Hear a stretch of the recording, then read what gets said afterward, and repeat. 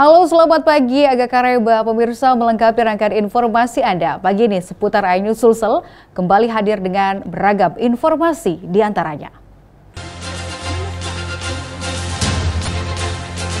Diduga tersengat aliran listrik, seorang mahasiswa ditemukan tewas terbakar.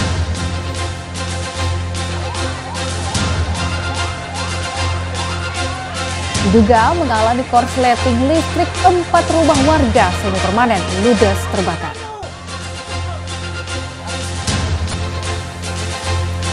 Menjaga kelestarian penyu, ribuan ekor tukik dilepas liarkan di pantai Lowita.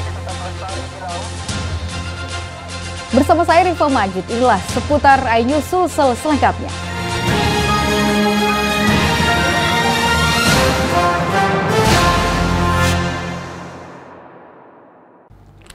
Pemirsa, diduga tersengat aliran listrik, seorang mahasiswa ditemukan tewas terbakar di dalam kamar kontrakannya di Jalan Inspeksi Kanal, Kecamatan Manggala, Kota Makassar. Tim Inafis yang melakukan olah TKP menemukan salah satu barang elektronik milik korban, yakni kipas angin yang hangus terbakar di samping jasad korban.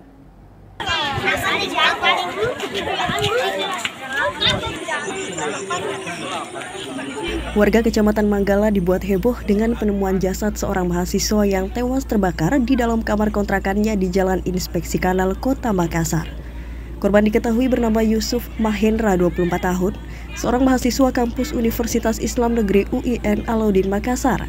Jasad korban pertama kali ditemukan oleh ibu kandungnya yang saat itu hendak melihat anaknya. Namun naas saat membuka pintu, korban ditemukan tewas terbakar dengan kondisi seluruh tubuh sudah gosong. Tim Inafis Polrestabes Makassar dan Dokpol Forensik Bidokes Polda Sulsel yang tiba di lokasi langsung melakukan olah TKP dan mengevakuasi jasad korban menggunakan kantong mayat. Dari hasil olah TKP sementara, dalam kamar korban ditemukan barang elektronik seperti kipas angin yang terbakar tepat di samping jasad korban. Sehingga dugaan sementara korban tewas akibat tersengat aliran listrik. Anak muda yang bernama Yusuf Mahendra, umur 24 tahun, ditemukan di dalam kamar meninggal. Kondisinya bagaimana? Terbakar seperti kena senjata listrik. Guna proses penyelidikan lebih lanjut, jasad korban selanjutnya dibawa ke ruang jenazah Dokpol Forensik Bidokes Polda Sulsel untuk dilakukan proses otopsi. Dari Makassar, Yosvin, iNews melaporkan.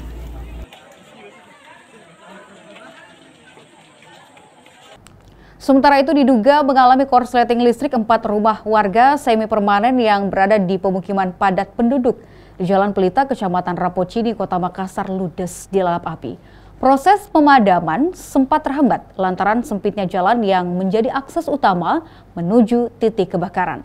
Tidak ada korban jiwa, namun kerugian ditaksir mencapai ratusan juta rupiah. Api dengan cepat menghanguskan 4 rumah warga semi permanen yang berada di pemukiman padat penduduk di Jalan Pelita Raya, Kecamatan Rapocini, Kota Makassar, Senin petang.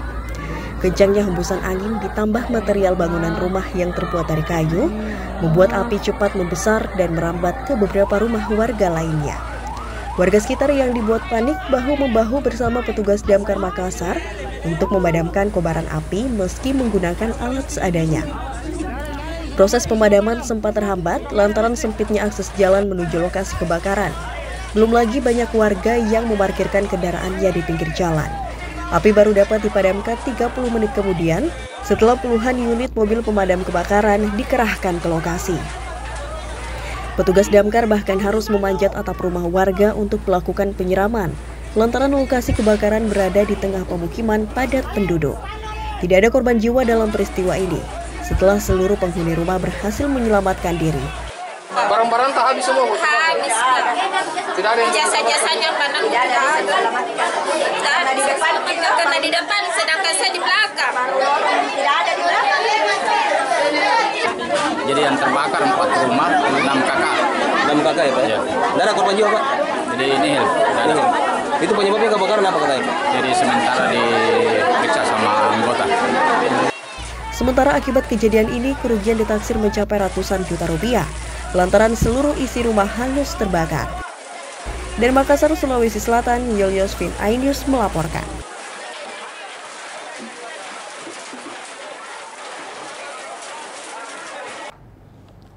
Kita ke informasi lain pemirsa, kesal lantaran sudah 6 bulan lamanya air PDAM tak mengaliri pemukiman mereka.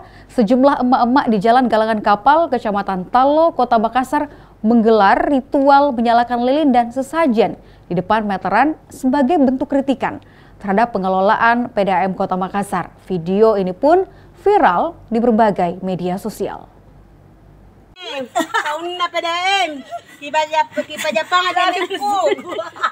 Netizen dari berbagai platform media sosial dibuat heboh dengan beredarnya video saat sejumlah emak-emak menggelar ritual menyalakan lilin dan sesajen di depan meteran milik PDAM yang terpasang di rumah mereka di Jalan Galangan Kapal, Kecamatan Talo, Kota Makassar.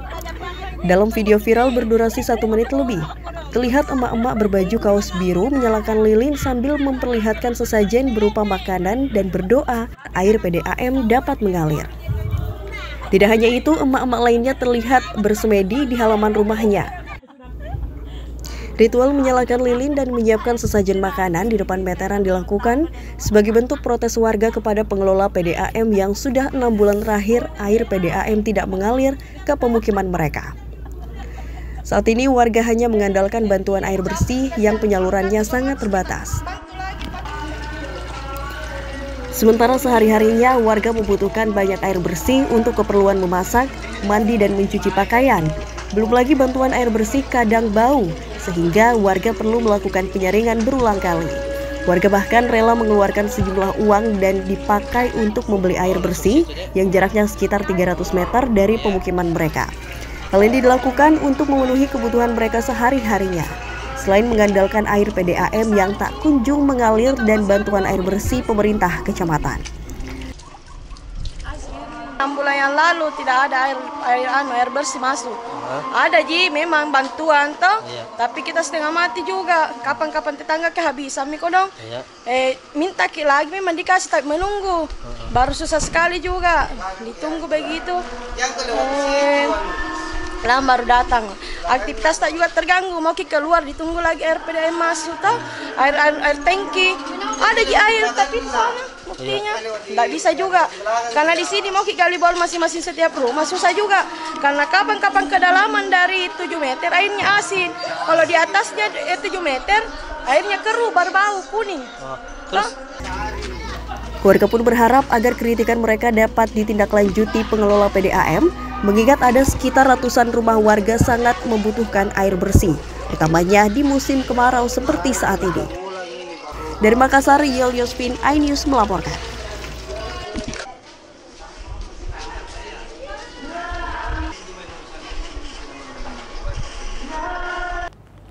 Pemirsa, menjelang Hari Raya Idul Adha, pemerintah melalui Dinas Kesehatan Kabupaten Goa mengingatkan masyarakat yang ingin berkurban agar waspada memilih hewan.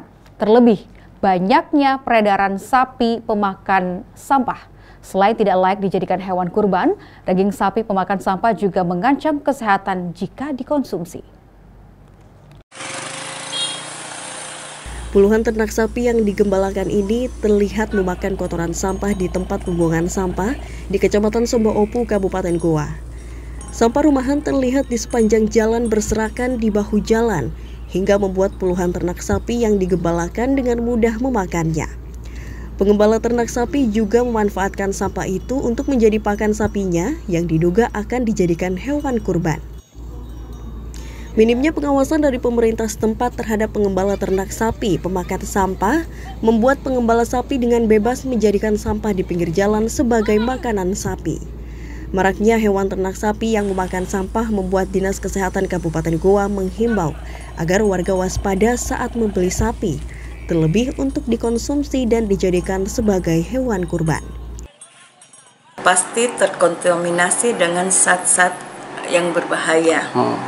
Seperti zat logam berat yang ada yang dihasilkan dengan makan sampah tersebut, itu akan membahayakan terkait dengan ternaknya itu sendiri.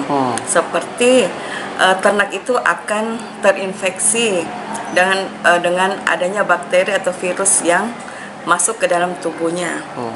Kemudian daging yang dihasilkan dari sapi yang memakan sampah ini juga akan berdampak apabila dikonsumsi oleh manusia. Nah, dampak dari manusia setelah mengkonsumsi daging yang makan sampah ini adalah gangguan pencernaan. Kemudian daya tahan tubuhnya menurun serta dalam jangka waktu panjang itu akan menyebabkan penyakit kanker. Proses karantina serta pengawasan oleh dinas terkait pun harus segera dilakukan sebagai upaya mencegah peredaran sapi pemakan sampah, terlebih menjelang Hari Raya Idul Adha. Dari Kabupaten Goa, Bukma iNews melaporkan.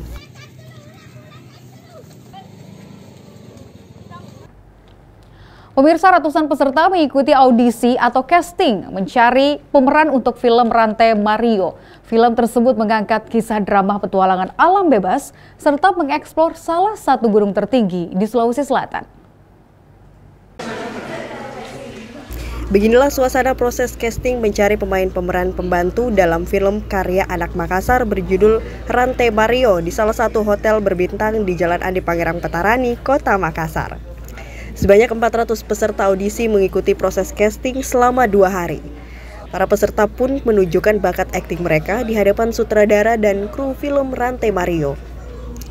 Diketahui film Rantai Mario juga diadaptasi dari novel dengan judul yang sama yang dibuat oleh sutradaranya sendiri. Pemilihan nama Rantai Mario juga diambil dari nama puncak Gunung Latimojong yang berada di Kabupaten Enrekang, Sulawesi Selatan. Gunung Latimojong merupakan gunung tertinggi di Sulawesi Selatan. Mengangkat kearifan lokal tentu juga akan mengangkat seniman-seniman lokal yang berkiprah di dunia film. Bahkan sebelum memasuki tahap casting, film Rantai Mario telah banyak dilirik oleh investor. Salah satunya Menteri Pariwisata dan Ekonomi Kreatif. Hal itu karena kisah film mengeksplor ekosistem alam dan juga sebagai pelestarian alam khususnya gunung. Memang pendukung daripada film Rantai Mario, saya tekankan kepada semua kru bahwa sebisa mungkin memang potensi daripada lokal, anak-anak terkhusus anak Sulawesi Selatan ya, yang ada di Enrekang, ya memang punya bakat, punya talent supaya diakomodir dalam film ini. Memang kita membutuhkan cukup banyak, kurang lebih daripada 150 orang daripada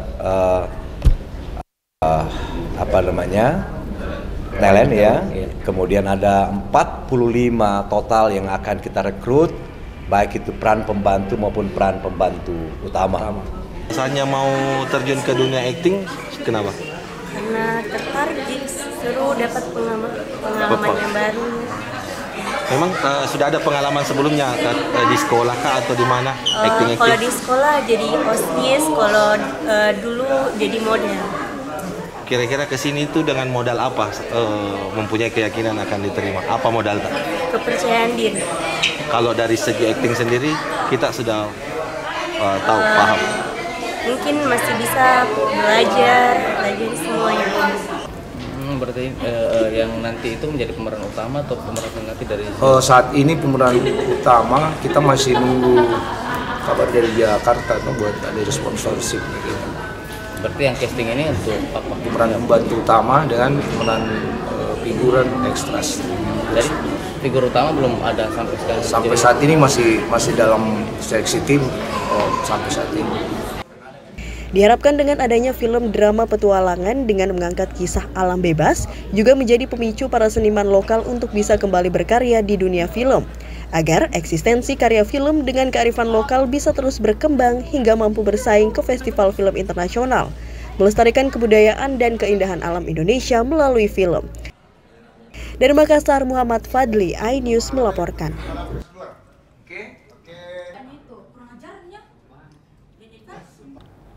Pemirsa, 5 pemuda dalam kondisi mabuk miras diamankan oleh polisi usai tawuran. Informasi selengkapnya kami hadirkan usai jeda. Tetaplah di seputar iNews Susah.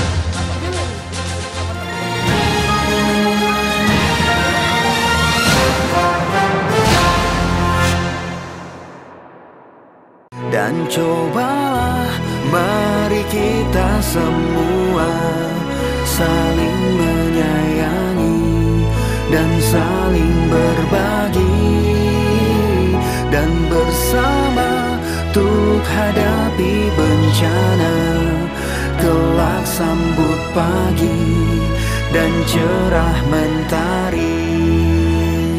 Dan cobalah mari kita semua saling menyayangi dan saling berbagi, dan bersama untuk hadapi bencana, kelak sambut pagi dan cerah mentari.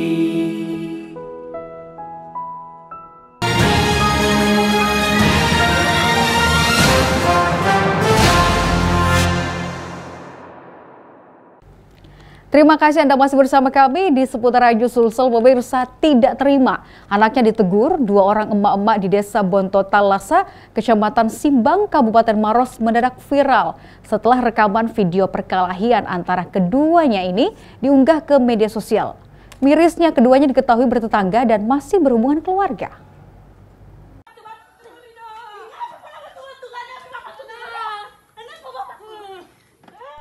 Inilah video amatir warga yang memperlihatkan perkelahian antara 2 orang emak-emak yang terjadi di Desa Bonto Talasa, Kecamatan Simbang, Kabupaten Maros, Sulawesi Selatan, viral di media sosial.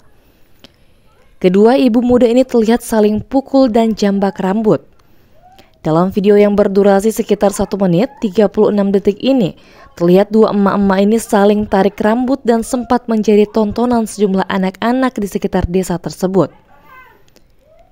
Namun, aksi perkelahian antara keduanya ini terhentikan setelah sejumlah tetangga lainnya melerai keduanya. Setelah video perkelahian antara 2 emak-emak ini viral di media sosial, Kepala Desa Bonto Talasa langsung memanggil keduanya untuk didamaikan dengan didampingi oleh petugas Babinsa dan Babin Kamtipmas Polsek Bantimurung. Kedua emak-emak ini diketahui berinisial DM umur 30 tahun dan FD umur 20 tahun. Mereka juga diketahui saling bertetangga sekaligus masih berhubungan keluarga dekat. Diduga permasalahan ini dipicu persoalan anak yang akhirnya dicampuri oleh orang tuanya. Kebetulan di wilayah saya yaitu Dusun Banyo, Desa Bonto Talasa. Alhamdulillah sekarang sudah didamaikan di kantor desa bersama 3 pilar dari Pak Desa, Babinsa dengan Babin Kamtipmas. Masalah anak-anak akhirnya dicampuri sama orang tua sehingga terjadi perkelahian sehingga muncul di media. Begitu kita tahu bersama 3 pilar langsung kita panggil ke kantor desa untuk didamaikan mengingat masih ada hubungan keluarga. Hingga saat ini kedua emak-emak yang terlibat perkelahian tersebut sudah berujung damai. Bahkan pemerintah desa telah memberikan surat pernyataan untuk tidak kembali mengulangi aksi perkelahian mereka. Dari Kabupaten Maros, Wahyu Ruslan, Anyus melaporkan.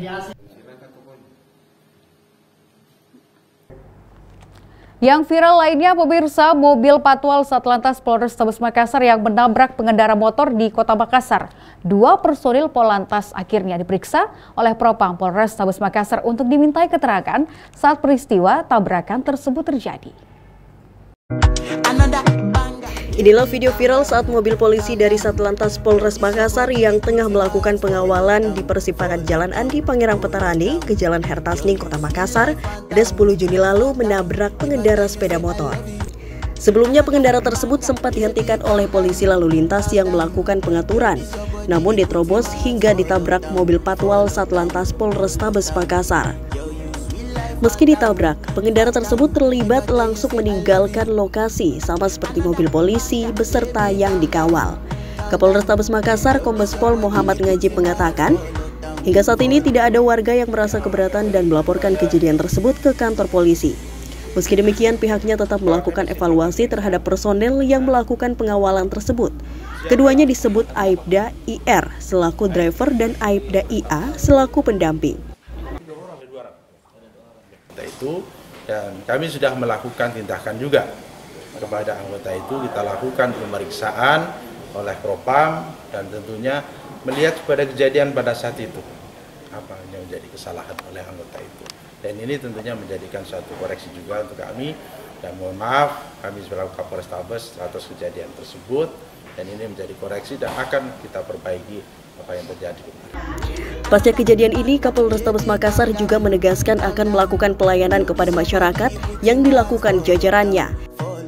Dari Makassar, Leo Muhammad Nur, iNews melaporkan.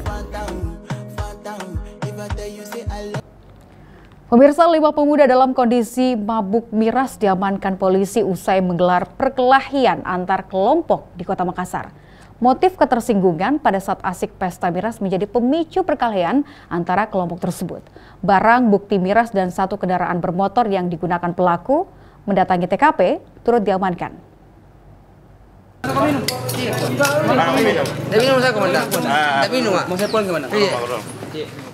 Lima pemuda dalam kondisi mabuk miras diamankan kepolisian Polrestabes Makassar usai menggelar perkelahian antar kelompok di Kota Makassar. Perkelahian kelompok berawal pesta miras yang digelar di salah satu rumah pelaku yang diamankan polisi. Pelaku yang tersinggung saat asyik berpesta miras memanggil rekannya datang di lokasi berpesta untuk melakukan penyerangan. Akibatnya terjadi perkelahian antar kelompok. Sempat terjadi perlawanan oleh pelaku saat diamankan petugas yang mendatangi TKP. Petugas dengan sigap mengamankan pelaku yang berboncengan 3 dari motor yang dikendarai, sekaligus melakukan serangkaian pemeriksaan. Barang bukti miras didapati polisi dalam penyisirannya di pekarangan rumah pelaku yang sekaligus dijadikan sebagai lokasi berpesta miras. Pesta miras berujung perkelahian kelompok bukan kali pertama ini terjadi. Menurut keterangan Ketua RT sekitar, pesta miras berujung perkelahian ini kerap kali berlangsung membuat warga sekitar merasa resah dan takut. Ya, proses kejadiannya itu ya minuman keras. Iya. Ya, mereka minum-minum salah paham di antara mereka. Iya. Ya, mereka berkelahi. Iya. Terus ada senjata yang Pak tadi sempat di tadi nggak sempat lihat. Iya. Cuma tadi yang dipukul ini datang panggil temannya. Nah, saya datang menyerang di sini. Oh, ada penyerangan tadi? Iya, ada penyerangan tadi. Ada korban. Setelah sesampai di TKP, kami mendapatkan 5 remaja yang sementara berada di TKP. Kelima tersangka tersebut kami amankan dan serahkan ke Polsek Rapocini untuk ditindaklanjuti. Selanjutnya barang bukti miras 1 kendaraan bermotor roda 2 milik pelaku yang digunakan mendatangi TKP beserta pelaku perkelahian antar kelompok digiring pihak kepolisian guna ditindaki lebih lanjut. Dari Makassar, Syahrul Adiaksa, iNews melaporkan.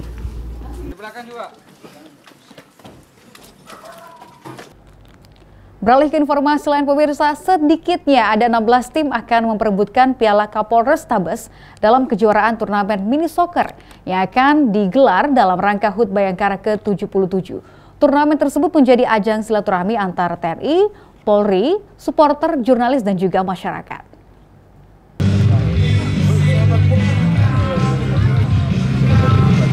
Dalam rangka hari ulang tahun Bayangkara yang ke-77 tahun, Kapolrestabes Makassar bersama Aliansi Supporter PSM Makassar menggelar turnamen mini soccer Kapolrestabes Cup 2023. Turnamen diselenggarakan mulai tanggal 16 hingga 25 Juni 2023 di lapangan mini soccer Elita Kasih, Mongisidi Baru, Kota Makassar. Kapolrestabes Makassar Kombes Muhammad Ngajib mengatakan, turnamen tersebut dalam rangka HUT Bayangkara yang ke-77 yang dikemas dalam ajang silaturahmi antara TNI Polri, supporter, jurnalis dan juga masyarakat pada umumnya. Nah, ini punya tujuan tentunya tidak hanya untuk meningkatkan prestasi, tapi tentunya untuk menumbuhkan rasa persaudaraan, tidak hanya di lapangan, tapi tentunya bisa dilanjutkan di tengah-tengah masyarakat dalam rangka tentunya untuk menjaga situasi keamanan dan ketertiban di masyarakat khususnya Kota Makassar. Jadi persiapan untuk kegiatan ini teman-teman cukup praktis, mungkin 10 hari kita persiapkan dengan mengundang 11-12 kelompok tim supporter, 2 tim media dan 3 tim dari Kesatuan Polisian. Pertandingan ini diselenggarakan selama 8 hari, nanti kita hari final itu di hari Minggu tanggal 25. Kegiatan ini dalam rangka Hari Bayangkara, wujud dari rasa terima kasih teman-teman supporter kepada pihak kepolisian dan juga turnamen ini merupakan wujud rasa terima kasih dari supporter PSM Makassar kepada pihak kepolisian, TNI dan juga jurnalis. Juga mengukuhkan Kombes Muhammad Ngajib sebagai ayah asuh dari para supporter PSM Makassar. Dari Makassar, Muhammad Nurbode, iNews melaporkan.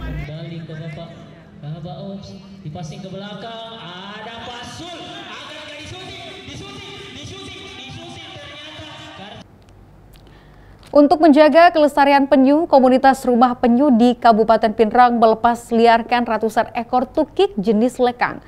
Pelepasan dilakukan di lokasi wisata Pantai Lowita, Kecamatan Supa, Kabupaten Pinrang, dengan melibatkan para wisatawan.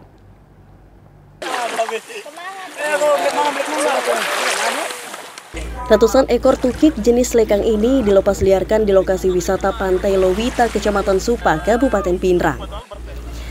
Sebelum dilepas liarkan ke laut, tukik ini akan menjalani penangkaran di rumah penetasan yang dibangun oleh komunitas rumah penyu. Hal ini dilakukan karena maraknya pemburuan telur penyu yang dilakukan oleh orang tidak bertanggung jawab. Di Indonesia, jenis penyu lekang ini hanya dapat dijumpai di pesisir Pantai Lowita, Kecamatan Supa, Kabupaten Pinrang. Sehingga untuk menjaga kelestarian penyu ini, komunitas rumah penyu di Kabupaten Pinrang terus aktif menjaga telur-telur penyu ini agar tidak menjadi pemburuan masyarakat. Dan tercatat, hingga Juni tahun 2023, komunitas ini berhasil melepaskan sekitar 5.000 tukik ke alam bebas. Nah, yang mendorong kita untuk melakukan ini apa sebenarnya sih? Mendorong kita sudah sebagai warga lokal di sini, kita memiliki tanggung jawab moral untuk bagaimana kita lebih peduli terhadap lingkungan di desa kami. Maka khususnya di penyu sudah sangat krisis, hewan yang sudah terancam punah, sehingga kita harus lebih peduli terhadap kelestarian penyu untuk menjaga ekosistem laut. Pelepasan tukik atau bayi penyu ini melibatkan wisatawan yang berkunjung ke lokasi pantai tersebut. Hal ini dilakukan agar menumbuhkan kesadaran masyarakat untuk dapat berperan serta dalam melestarikan satwa-satwa yang dilindungi ini. Dari Kabupaten Pinrang, Erwin Eka Pratama, iNews melaporkan.